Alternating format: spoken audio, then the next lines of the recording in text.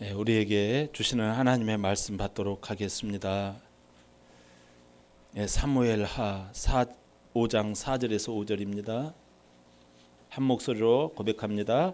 시작. 다윗이 나이가 30세에 왕위에 올라 40년 동안 다스렸으되 헤브론에서 7년 6개월 동안 유다를 다스렸고 예루살렘에서 33년 동안 온 이스라엘과 유다를 다스렸더라. 아멘. 오늘 우리에게 주시는 말씀의 제목을 같이 한번 고백해 봅니다. 자, 다 같이 시작. 다스리는 왕. 우리가 익숙한 것들과의 이 결별이라는 책이 있어요. 오래된 책이에요. 거기에 나오는 그 예화 중에 이런 그 에피소드가 나와요. 1988년 7월 영국 북해 유전에서 불이 난 사건이 발생합니다. 석유 시추선이 있어요. 북해 이 유전에 석유 시추선 여러분 상상하시죠? 이렇게 생각나시죠? 바다에서 석유를 뽑아내는 시설이잖아요. 거기에 굉장한 폭발음과 더불어서 불길이 치솟습니다. 이 사고로 그 석유 시추선에 머물러 있던 사람이 168명이 사망하는 사건이 발생해요. 그래서 대서특필됩니다. 생각하기도 끔찍한 이 사고 앞에 다들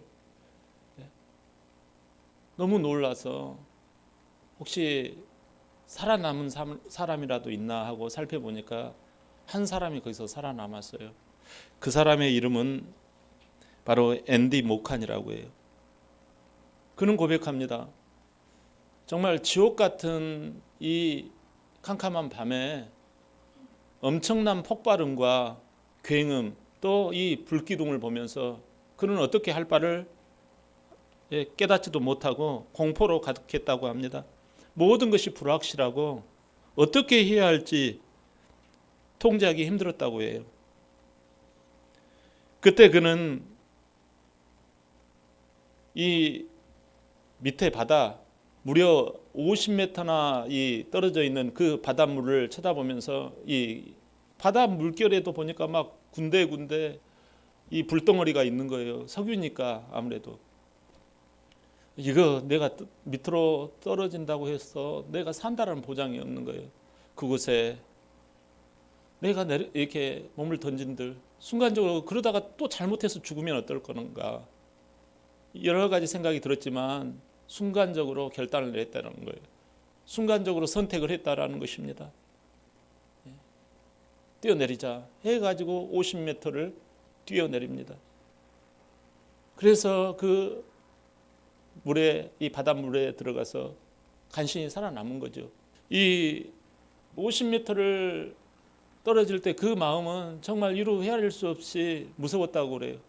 그러나 그가 살게 된 것이 바로 이 무서움을 뚫고 그 속에 들어갔기 때문입니다. 그런데 말입니다.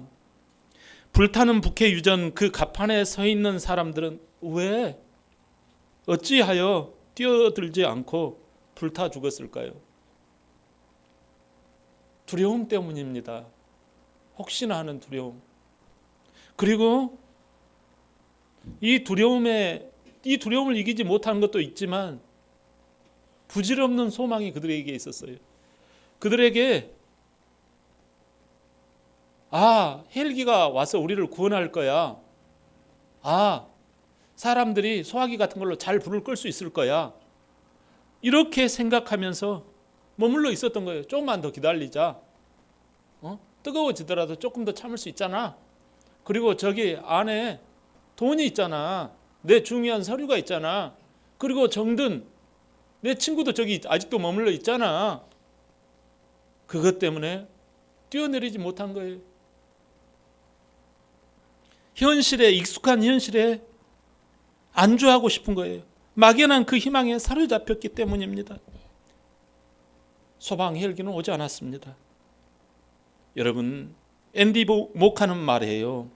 익숙한 것들과의 결별에서 반드시 두려움이 온다. 이 현실을, 이 두려움의 현실을 다스리는 자만 살아남는다. 이런 이야기를 했던 거예요.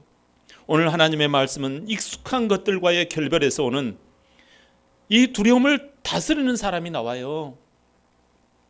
바로 다윗이죠. 그 다윗은 어떻게 이 익숙한 것들과의 결별을 잘 다스렸을까 하는 거죠. 사무엘하 5장 1절입니다. 시작. 이스라엘 모든 지파가 헤브론에 이르러 다윗에게 나와 이르되 보소서 우리는 왕의 한 고륙이니이다. 아멘. 이제 사울 왕의 세력, 이스보셋과 군대 장관 이 아브넬, 그리고 레갑과 바나가 다 몰락합니다. 사울에 속한 11지파 장로들이 그제서 와가지고 우리가 남이 아니고 한 동포 아닙니까? 우리가 남입니까? 하며 이제 고개를 숙이면서 와가지고 이렇게 왕으로 추대를 하는 거죠. 여러분, 그런데 여기 다윗은 말이에요. 지금 3번씩이나 왕의 기름 부음을 받아요. 첫 번째가 언제죠? 생각나세요 혹시? 첫 번째 그가 왕으로서 기름 부음 받을 때는 목동일 때예요. 목동이 아시죠? 목동이 뭔지. 사무엘 선지자로부터 왕으로 기름을 부음 받잖아요. 두 번째는 언제 받아요? 7년 6개월 전에 유다 한 지파의 왕으로 기름 부음 받았고, 오늘 자, 세 번째 전국의 왕, 전 이스라엘의 왕, 유다 지파의 왕으로 오늘 자 이제 왕이 되소서 하고 이제 왕으로 기름 부음을 받습니다. 자, 여러분, 다윗이 처음 등장할 때를 한번 생각해 봅시다. 처음 등장할 때 다윗이 어땠어요? 아버지와 사무엘 선지자 눈에 어떻게 뭐 들기라도 했나요? 야, 저 다윗 저것, 우리 아들이 8명의 아들이 있는데 큰 아들 엘리야, 뭐 둘째 아들 삼마, 뭐 아비나다, 뭐 이런 애들이야. 조금 뭐 감이 되지만 저거 뭐 어디 뭘 하겠어? 이렇게 생각했던 거예요. 고작 눈에 들지도 않고 염두에 계산에 두지도 않는 그야말로 열애시켰던 그 친구가 바로 막둥이 다윗이에요. 고작 양치는 자일 뿐이에요. 근데 어떻게 이렇게 지명도가 없는 애가 기름 부음 받고 또 유다 왕이 되고 오늘은 온 나라의 왕이 되었느냐 하는 거예요. 자, 여러분, 한 장면을 우리가 주목해 봅시다. 사무엘상 17장 34절 35절이에요. 다 같이 시작.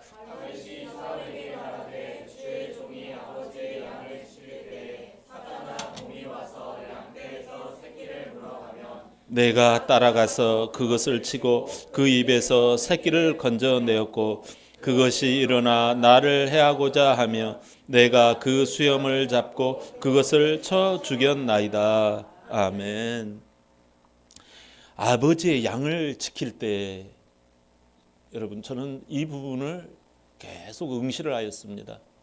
아버지의 양을 지킬 때에, 자, 이게 아버지의 양을 지켰는데 뭐가 어쩌단 말입니까? 이것은 내가 맡은 이 양치는 것 누구나 할 수 있어요. 쉬운 일입니다. 어떻게 보면 사소한 겁니다. 이 작지만 이 사소한 익숙한 현실을 말해요. 뭐 크게 뭐 잘잘못 뭐 대충 하면 어떻게 보면 될 수도 있는 그런 거죠. 그런 때예요. 내가 양을 칠 때에, 내가 양을 지킬 때에 뭐 그런 때예요. 그렇게 익숙한 뭐 그저 그런 일상이에요. 일상의 삶. 그저 루틴한 그런 때예요. 예. 근데 여기서 보세요. 사자나 곰이 와서 양떼 새끼를 물어가면, 자, 이 부분이 뭐죠? 새끼를 물어갔다라는 거예요. 곰이 와가지고. 이건 뭐예요? 나의 그 일상의 삶에 변수가 생겼다라는 거 아닙니까? 이 익숙한 것에서의 결별이 시작됐다라는 거예요. 이것이 시작될 때 어떤 감정이 드나요, 여러분? 내가 잘하던 것이 갑자기 바뀌어버려요. 일상이 갑자기 변수가 생겨.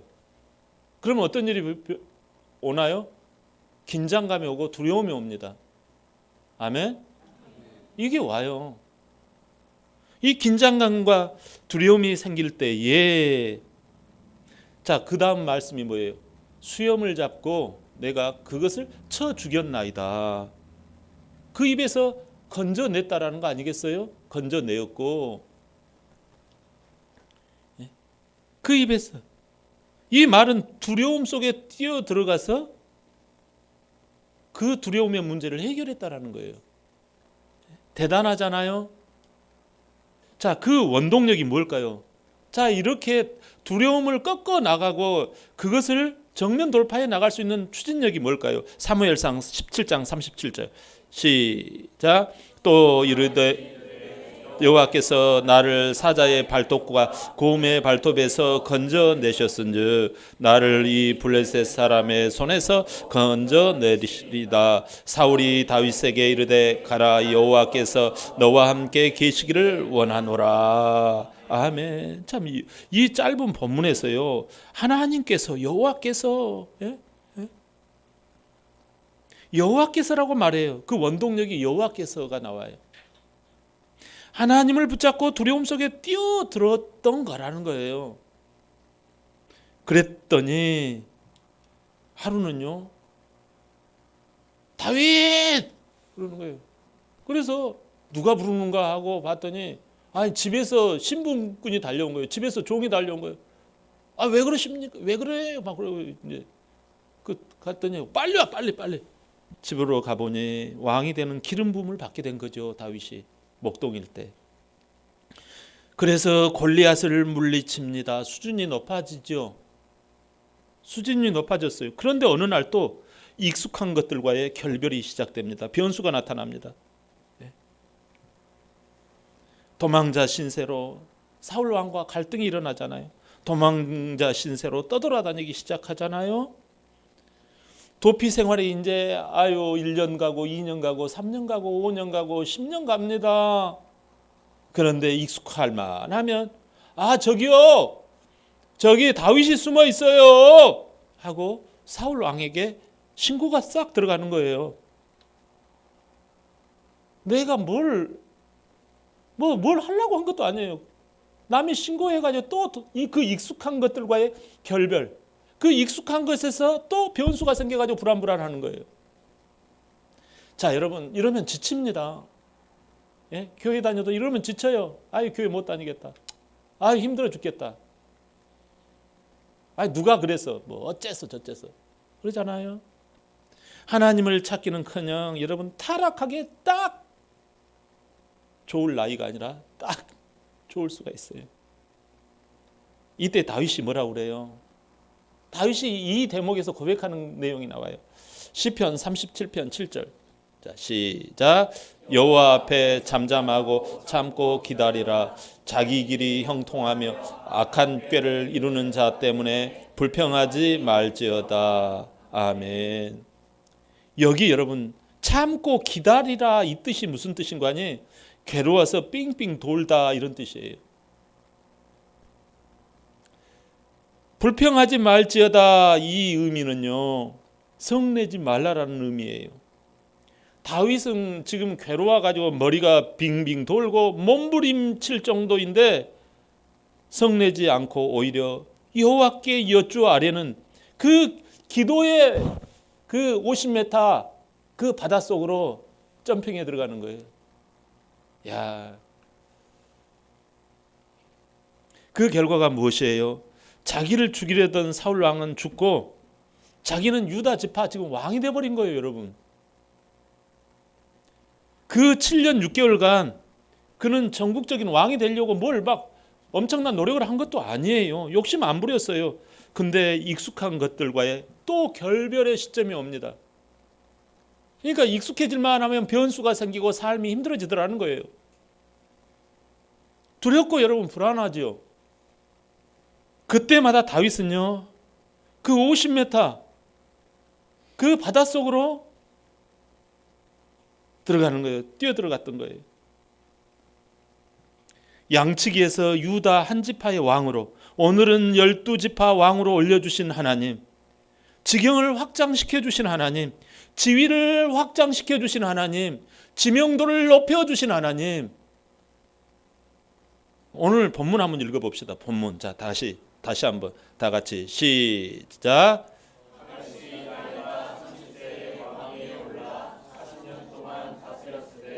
헤브론에서 7년 6개월을 동안 유다를 다스렸고 예루살렘에서 33년 동안 온 이스라엘과 유다를 다스렸더라. 아멘.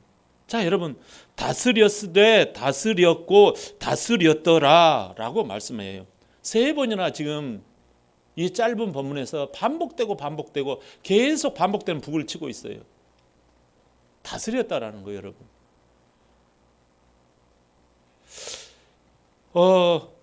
뭔가 할만하면 환경이 확 뒤집어지더라는 거예요, 여러분. 뭔가 좀 이렇게 뭔가 해보려고 하면, 믿음 생활을 해보려고 하고 뭐든가 이렇게 해보려고 하면 이게 안 되게끔 확 이렇게 변수가 생기더라는 거예요. 주어진 환경을 다윗은 잘 다스렸다라는 거예요. 여기서 다스렸다라는 말이 있어요. 여러분은 어떻게 다스리고 계세요?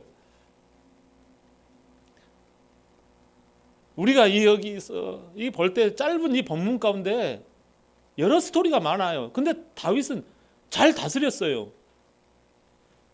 뭔가 할만하다 하면 익숙한 것들과의 결별하는 그 두려움 속에서 하나님의 바다로 뛰어들었던 것, 이걸로 그는 대신했다라는 거예요.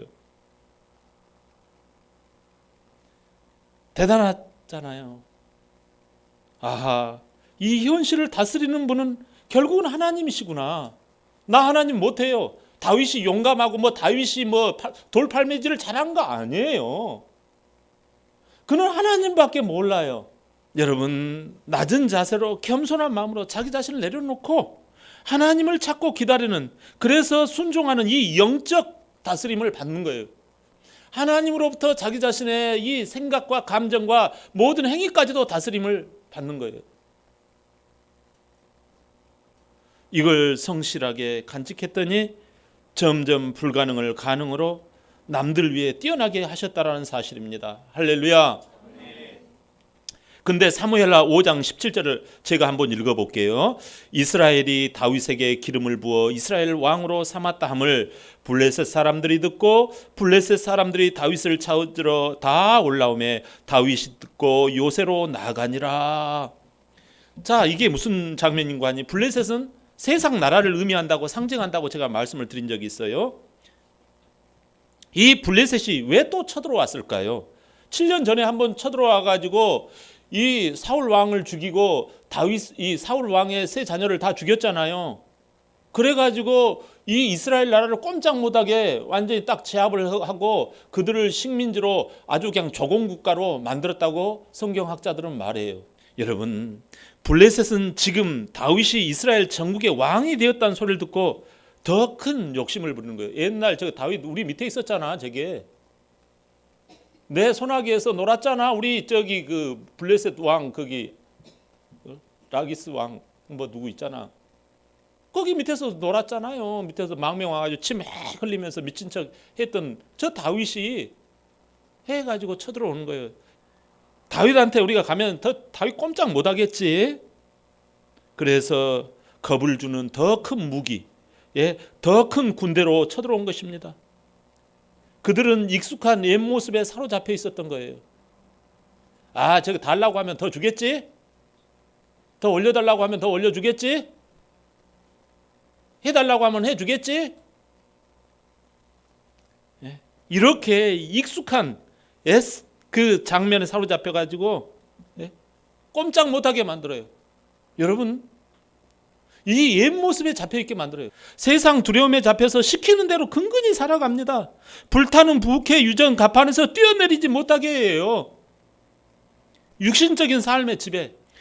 여러분, 세상의 다스림을 받고 그냥 그작저작 그냥 그렇게 받으며 살아가게 만드는 것이 이 블레셋 사단 마귀예요. 이게 믿는 자들을 공격하는 블레셋의 어둠의 세력의 모습입니다. 저와 여러분 자신도 모르게 좋은 게 좋은 거야. 여기에 우리가 말려드는 거예요. 여러분, 우리를 구원하러 구원자가 오십니다. 마태복음 21장 5절 다 같이 시작.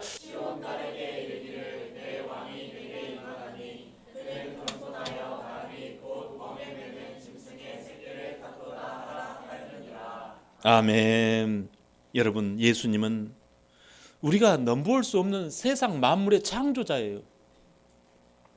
여러분, 세상을 만드신 그 왕 중에 왕이 뭡니까? 어떤 표현할 게 없어요.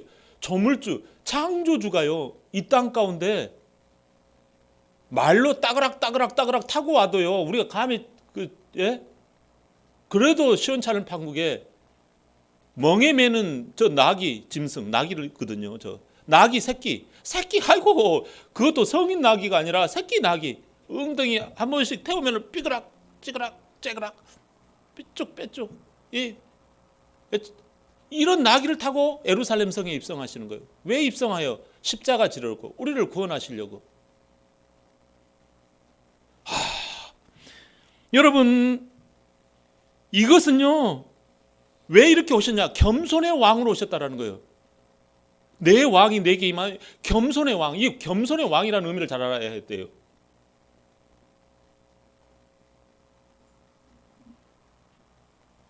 왕이 겸손하다라는 게 아니라, 저는 어떻게 해석을 하는 거 아니에요? 왕이 겸손하다라는 게 아니라 겸손의 이게 겸손을 최고로 잘하는 걸 왕이라고 하잖아요. 너는 그쪽 분야에서 너는 왕이야. 겸손의 분야에 있어서 왕이라는 거예요. 예수님이. 아니, 창조주, 조물주 하나님께서 우주 만물, 안드로메다 말고 무슨 은하계가 있다고 하잖아요. 이 우리 은하계 말고 안드로메다 은하계가 있고 무슨 은하계가 있다. 근데 우리가 못 찾아서 그렇죠. 널려 있다라는 게요. 이 은하계가. 그것을 하나님께서 만드신 거예요. 예수님이 만드신 거예요. 근데 우리가 뭐라고 먼지 많지도 못한 우리를 향하여서 왕겸손으로 오셨다라는 거예요. 그래서 만만해 보이는 왕, 잘 서툴러 가지고 쪽팔리고 이런 왕으로 예수님이 오셨다라는 거예요. 이야, 이번 주가 무슨 주간이에요? 종려 주간이잖아요. 여러분, 내 삶 속에서 우리가 어떤 일이 벌어지냐면 두려워서 뛰어내리지를 못하는 거예요. 익숙한 것과의 결별을 못하는 거예요. 불타는 가판에 남아 있을 거야 나는. 저 변수가 어머 무서워. 나 그래서 안 내, 막 못해.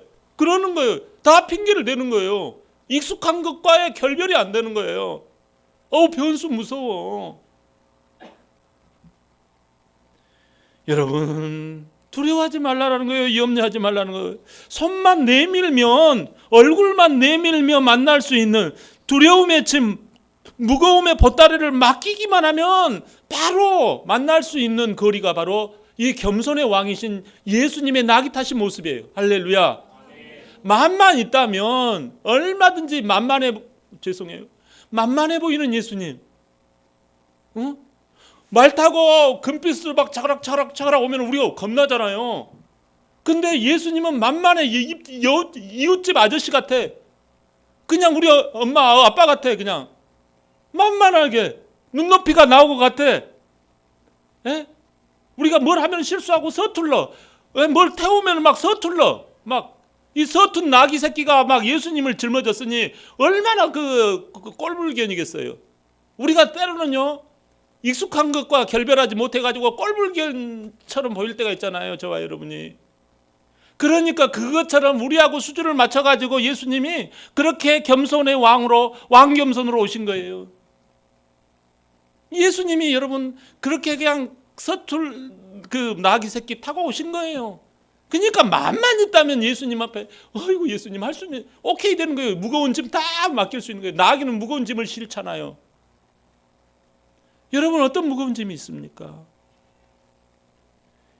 예수님이 대신 고난 받으셔서 우리의 손 잡아 주시고 우리의 짐 져 주시고 우리의 일을 해결해 주시고 치유해 주시는 거예요. 할렐루야. 이러니까 겸손의 왕으로 오늘 정료주일로 오신 거예요. 너희들 익숙한 것과의 결별이 그렇게 두렵니? 내가 여기 있단다. 내가 여기 있단다. 하고 우리의 손 잡아 주시고 우리의 등을 어루만져 주시는 거예요. 내가 너처럼 연약하고 낮아진 모습으로 예수님이 이 겸손의 왕으로 오늘 별로 폼나지 않냐는 모습으로. 근데 그게 승리라는 거예요. 그게 승리라는 거예요. 그러니까 종력 가지고 이 승리의 가지를 흔드는 거예요. 예수님이 피 흘리시고 예수님 십자가에서 죽으신 거, 그게 여러분, 그게 우리를 승리로 이끈다라는 거예요. 그러니까 우리가 고난받는 거 익숙하잖아요. 근데 그 고난을 예수님이 대신 받아가시는 거예요. 주님을 믿으면 든든함이 생깁니다. 마음속에 빽이 생깁니다. 나는 익숙한 것들, 애습관, 애모습, 애생각, 애감정에 머물러 있을 수 없다. 예수님이 왕겸손으로 다 가져가셨다. 할렐루야. 나는 어떤 변화에서도 떨지 않을 것이다. 나는 어떤 말에도 상처받지 않을 것이다. 왜냐하면 주님이 높은 수양을 해서 죄값을 받아주시는 것이 아니라 마음을 열고 그냥 뛰어 들어가기만 하면, 만만한 그 예수님께, 낙이 타신 예수님께 그냥 그 50m에 그냥 내가 그냥 뛰어내리기만 하면 된다라는 거예요. 나는 주님 안에서 구원받은 백성, 새롭게 된 하나님의 자녀가 되는 줄 믿습니다. 정료주일은요, 주님이 이 땅에 오셨다라는 거잖아요. 고난주가 만들려고 오신 것이 아니고, 낮고 천에도 고난이 와도 예수님 믿으면 현실이 어느새 다스려져요. 여러분, 예수님을 믿으면 현실이 어느새 다스려지는 거예요. 어느새 우뚝 왕 같은 제사장이 됩니다. 할렐루야. 여러분, 어느새 하나님께서 왕성하게 하시고 승리를 주시는 줄 믿습니다. 이걸 자꾸 우리는요, 믿음으로 주장을 해야 해요. 지켜내야 해요. 여러분, 이걸 지켜내야 해요. 벚꽃도 여러분 그걸 지키면서 벚꽃을 피우잖아요. 우리 예수의 벚꽃을 어떻게 피워냅니까? 이걸 지킬 때 피어나는 거예요. 할렐루야. 겉으로 보면요, 아이고 저 교회 다니면서 아무것도 모르네 막 그러지만요, 여러분 나중에 점점점 올라갑니다. 할렐루야. 바울은 신앙생활하면서 익숙한 것들과의 결별이 올 때 옛날로 예전으로 돌아가지 않았어요. 오히려 하나님의 바다 속으로 풍덩 낮고 천하게 뛰어들어갔어요. 나는 예수님 때문에 옥에 갇히기도 하고 매도 수도 없이 맞고 여러 번 죽을 뻔했다. 50에 하나 감한 매를 5번 맞았다. 태장으로 3번 맞았다. 돌로 1번 맞았다. 3번 배가 파선했다. 강도의 위험, 동족의 위험, 강의 위험, 이방인의 위험, 광야의 위험. 자랑하려고 한 게 아니에요. 이거 변수가 이렇게 많았다라는 거예요. 예수 믿으면서. 여러분, 이 익숙한 것들과의 이 결별을, 이 불타는 이 북해 유전에서 하나님의 바다로 뛰어내리는 거, 그것을 믿음의 선지들은 다 해갔어요. 오늘날 우리 장로님, 권사님들 다 이렇게 해갑니다. 우리 집사님들 이렇게 해갑니다. 시간이 돼서, 물질이 돼서, 여건이 돼서 하는 거 아니에요, 여러분. 오히려 더 힘듭니다. 그런데 어느새 1개 지파의 왕이 돼 있고 12지파의 왕이 돼 있더라는 거예요. 여러분, 여건이 됐기 때문에, 신앙생활은 변수의 연속입니다. 근데 그때마다 불타는 그 가판 위에 서 있으면 안 돼요. 아이고 난 여기가 좋아. 그래도 자꾸 그랬기 때문에 바울은 익숙한 것들과의 그 갈등에서 예수님을 만났더니, 여러분, 예수님께서 그에게 나타나 주시잖아요. 바울아, 내가 하면서 바울의 귀에 하나님의 음성을 들려주시잖아요. 하나님을 만나잖아요. 그 하나님의 바다에 뛰어들었기 때문에 그래요. 사랑하는 여러분, 물은 낮게 흐르며 천한 곳을 마다하지 않습니다. 그렇게 가득 차면 그 물은 머물러 있던가요? 또 변수가 일어나잖아요. 또 다른 곳을 향하여 나아갑니다. 그래서 물은 마침내 그 조그만 실개천의 그 물이 마침내 바다를 덮습니다. 바다를 다스립니다. 바다를 다스리고 심지어 구름이 되어 우주까지 차지하는 물입니다. 현실에 익숙한 것에서 어려움과 고난을 당할 때 오히려 기회입니다. 하나님으로 다스리는 왕이 되십시오. 장차 더 큰 차원의 다스림을 주시는 축복의 시작이 될 것입니다. 여러분, 교회의 생활은 지금의 삶을 다스려가는 영적 다스림의 출발점입니다. 여러분, 부활을 꿈꾸며 교회를 통해 다스림의 복이 임하시기를 예수 그리스도의 이름으로 축원합니다. 아멘.